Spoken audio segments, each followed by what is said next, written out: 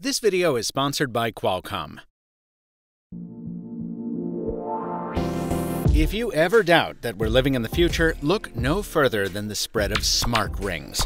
For years, I've been wearing my public transit pass on my finger, thanks to my SesameRing, and for almost as long, I've been tracking my health on another finger using Motiv. The next logical step, using your finger to make phone calls. This is the ORII Smart Ring from Origami Labs. Now, I've teased this ring a little bit in videos over the past few weeks, and it's been noticed a lot because it's big. There's no getting around that. In fact, if you strictly compare it to most other smart rings, it's a behemoth.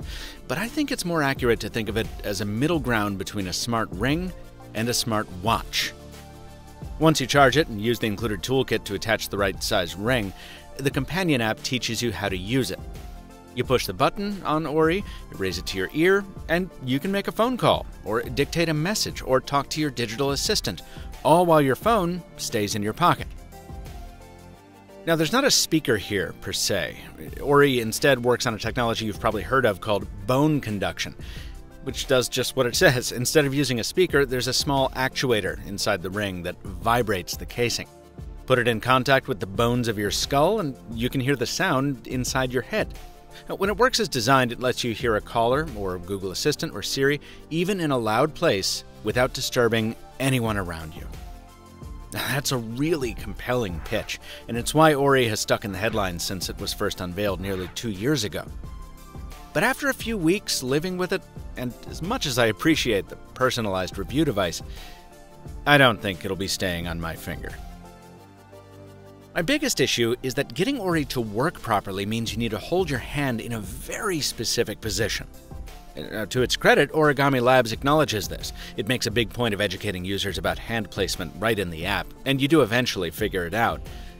But in my case, the act of closing off my ear canal while pushing up against my jaw just isn't very comfortable for long conversations. The sound quality also isn't as clear as you'll get from an earbud. It's mushy and heavy on the bass, with the occasional crackle. On the other end, callers said I sounded okay, but with more background noise than usual. And in the small stuff, the buttons you use to activate the ring are pretty tough to press, and on my review sample, one of the screws that holds the band on became stripped, almost right out of the box. In fact, by the end of my review period, I had lost the screw completely. When the core functionality of a product is this big a compromise, I have a hard time enjoying its other uses, even though those are great. The ring taps your finger with a haptic buzz when you get a notification, and it flashes different color LEDs for different alerts. It's got a battery that lasts up to an hour of continuous audio, a splash-proof casing, and a fiddle-free charging dock, micro USB connector aside.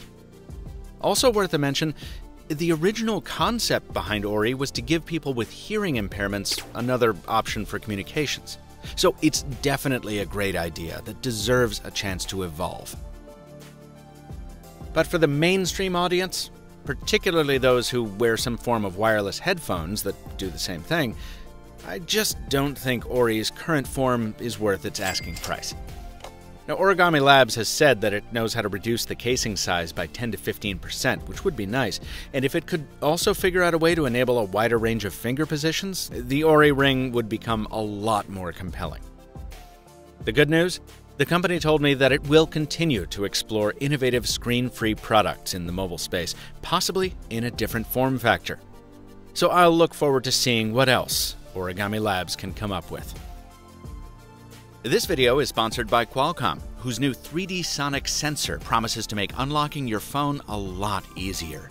Like some other fingerprint scanners, it lives under your screen, but this one uses sound waves to scan the pores of your finger. That means it should be less affected by contaminants on the screen, and it's designed to be harder to fool as well. The sensor is super thin, less than 0.2 millimeters, so it'll fit in the sleek smartphones of 2019 no problem, and it won't cause image burn on those new flexible OLED displays. Unlike optical sensors, it needs no additional brightness to work. Check this tech in action on the new Samsung Galaxy S10, powered by the Qualcomm Snapdragon 855 mobile platform. Some other wearable tech up on the screen for you now, folks. And if you want to see me cover another smart ring or another piece of wearable tech, I am always down for that. Drop a comment below. After you subscribe to the Mr. Mobile on YouTube, let me know what it is. Until next time. Thanks for watching, and stay mobile, my friends.